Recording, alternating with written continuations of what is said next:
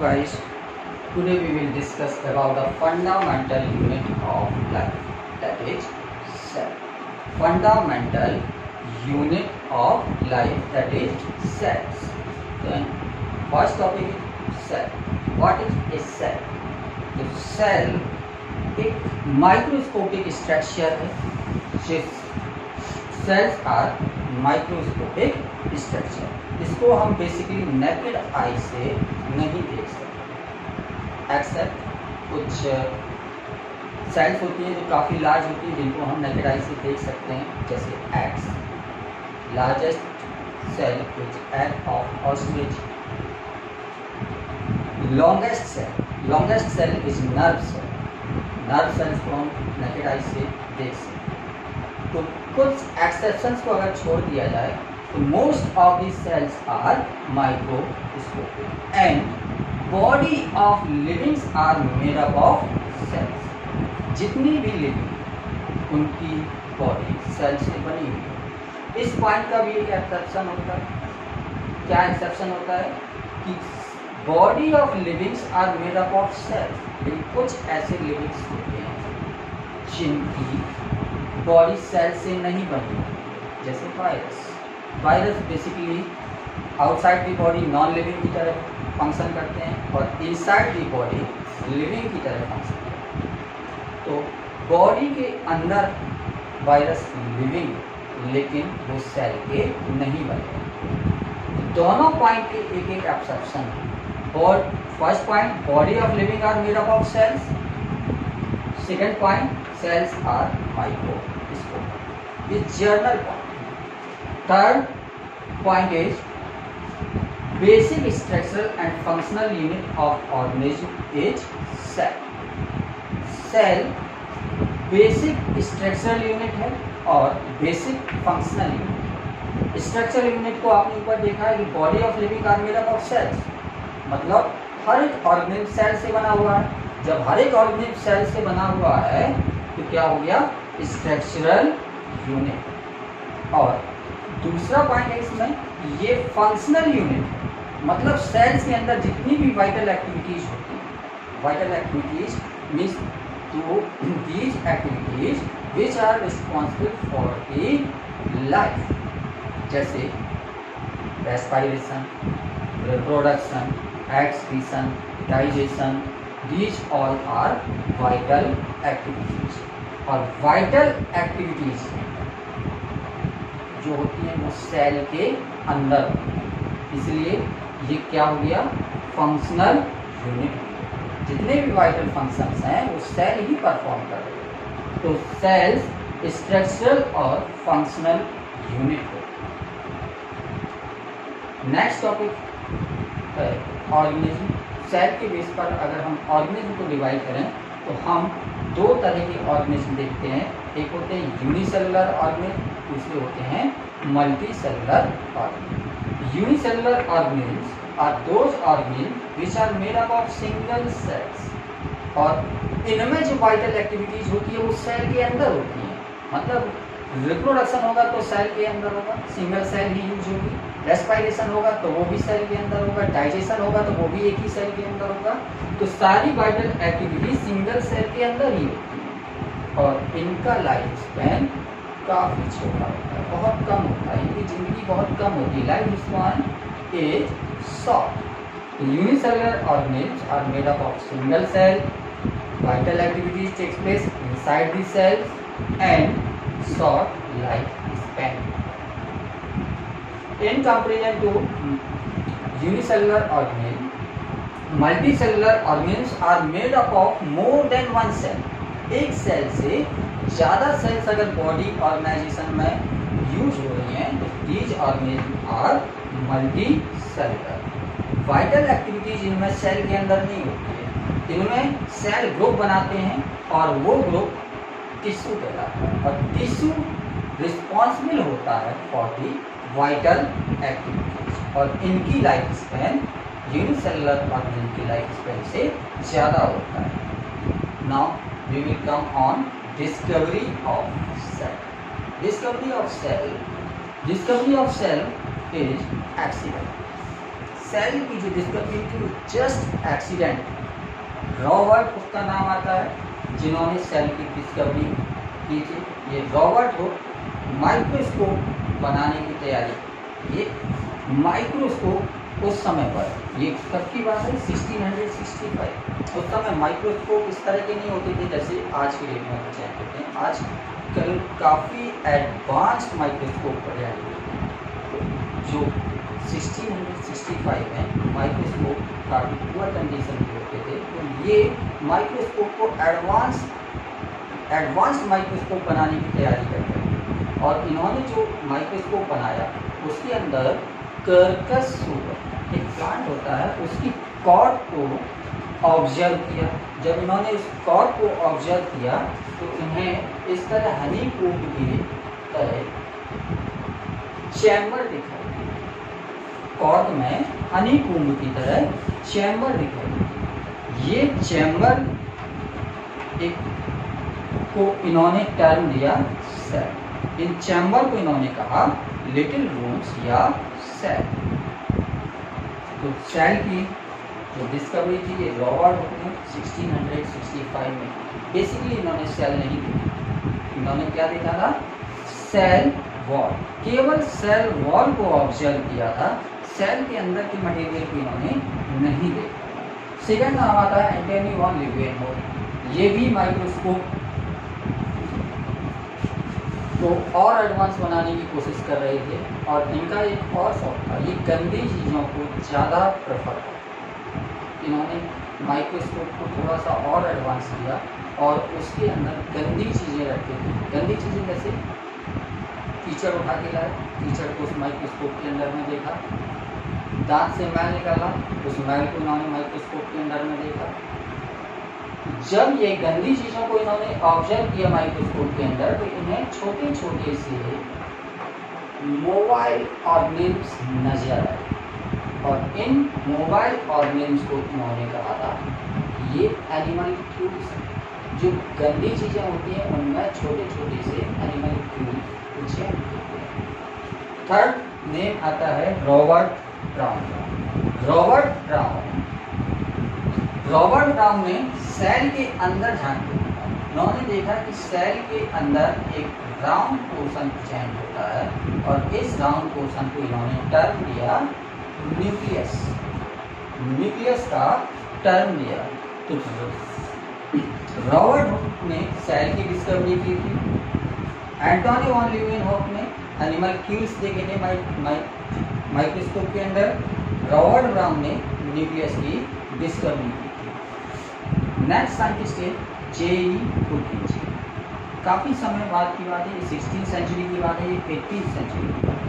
1839 में इन्होंने देखा कि जो सेल है इस सेल के अंदर जो मटेरियल भरा हुआ है जिसके अंदर लिविंग प्रोसेसेस चलती हैं, इस मटेरियल को इन्होंने टर्म दिया प्रोटोप्लाज्म। ये प्रोटोप्लाज्म लिविंग मटेरियल मतलब इनमें वाइटल जो प्रोसेसेस हैं उनको चलाने की कैपेसिटी है। तो सेल के अंदर जो सेमी फ्लूइड मटेरियल था जिसमें वाइटल एक्टिविटीज परफॉर्म करने की कैपेसिटी थी, उस मटेरियल को इन्होंने नाम दिया protoplasm, the living material. Next scientist Haeckel ने बताया कि जो न्यूक्लियस होता है इस न्यूक्लियस के अंदर हेरिडिटरी कैरेक्टर स्टोर होते हैं और एक जनरेशन से दूसरे जनरेशन तक इन कैरेक्टर्स को ट्रांसमिट करने की कैपेसिटी होती है। हीकल ने बताया कि nucleus was responsible for heredity is the process by which we can transmit the characters from one organism to the another, means next generation तक characters को transmit करता है। न्यूक्लियस दो काम करता है, एक हेरिडिटी कैरेक्टर्स को स्टोर करता है, दूसरा नेक्स्ट जनरेशन में इनको ट्रांसफर करता है। Next scientist is J.M. Schleiden. J.M. Schleiden ये जर्मन साइंटिस्ट थे, या इवन जर्मन बॉटनिस्ट थे। बॉटनिस्ट मतलब प्लांट की स्टडी करते हैं, और इन्होंने बताया कि each and every plant is made up of cells. हर एक प्लांट सेल का बना हुआ है। इन्हीं के टाइम पर एक और साइंटिस्ट थे, थियोडोर स्वान। ये ब्रिटिश साइंटिस्ट थे, और ये जियोलॉजिस्ट, ब्रिटिश जियोलॉजिस्ट।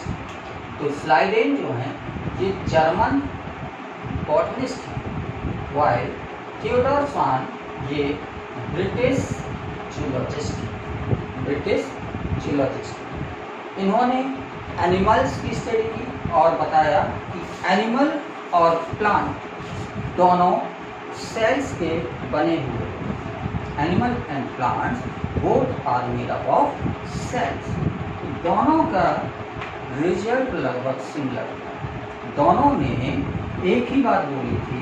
इन्होंने बताया कि plants are made up of cells, जबकि स्वान ने बताया कि plants and animals both are made up of cells.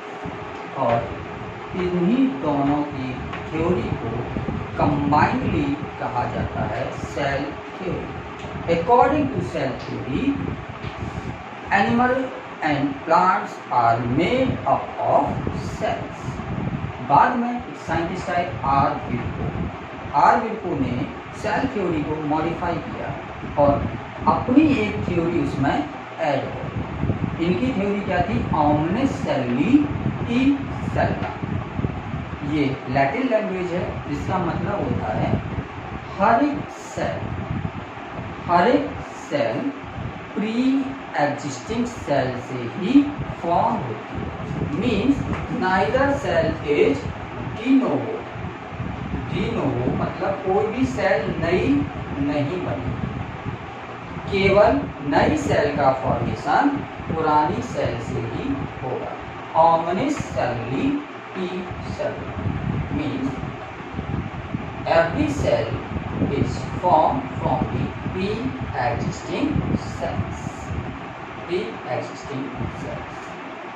और स्लाइडेन एंड स्वान का पॉइंट और आर विल्को का पॉइंट, अगर दोनों पॉइंट्स को हम कंबाइन कर देते हैं, इसको हम बोलते हैं मॉडर्न सेल थ्योरी, जिसके अंदर दो पॉइंट आते हैं। पहला point, each and every organism are made up of cells, and second point, each new cell is formed from the pre-existing cell. थोड़ा सा हम माइक्रोस्कोप के बारे में जानकारी लेते हैं। अभी आपको बताया था कि माइक्रोस्कोप की जो एडवांसमेंट था ये बाद में हुआ। तो अभी हम जो माइक्रोस्कोप यूज करते हैं, जनरली हम लाइट माइक्रोस्कोप, इलेक्ट्रॉन माइक्रोस्कोप और फेज कंट्रास्ट माइक्रोस्कोप को यूज करते हैं। लाइट माइक्रोस्कोप को हम कंपाउंड माइक्रोस्कोप ही बोलते हैं। Light microscope is also called as compound microscope. Compound इसलिए बोलते हैं क्योंकि इसके पहले जितनी भी माइक्रोस्कोप थी उनमें सिंगल लेंस यूज किया जाता था, इनमें लेंस का कॉम्बिनेशन यूज किया जाता है, इसलिए इनको हम कंपाउंड माइक्रोस्कोप। और ऑब्जेक्ट्स को इल्यूमिनेट करने के लिए इसमें लाइट का यूज किया जाता है, इसलिए इसको लाइट माइक्रोस्कोप भी बोलते हैं। तो लेंसेज का कॉम्बिनेशन होता है, इसलिए कंपाउंड माइक्रोस्कोप, और ऑब्जेक्ट का इल्यूमिनेशन लाइट के थ्रू होता है, इसलिए इसको हम लाइट माइक्रोस्कोप। जनरली जो हम अपनी लैब में माइक्रोस्कोप देखते हैं तो कंपाउंड माइक्रोस्कोप या लाइट माइक्रोस्कोप ही होता है।